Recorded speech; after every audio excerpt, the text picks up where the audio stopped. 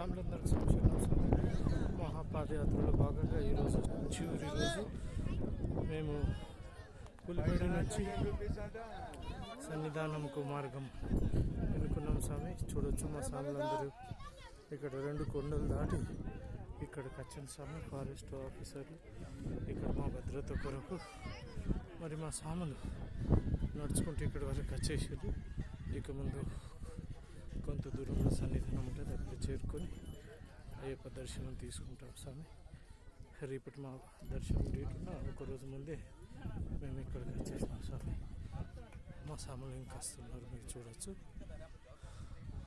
ఒక సగం నడకైతే మేము నడిచిపోయాం స్వామి. ఇక ఇక్కడ నుంచి దిగి ఉంటాం స్వామి.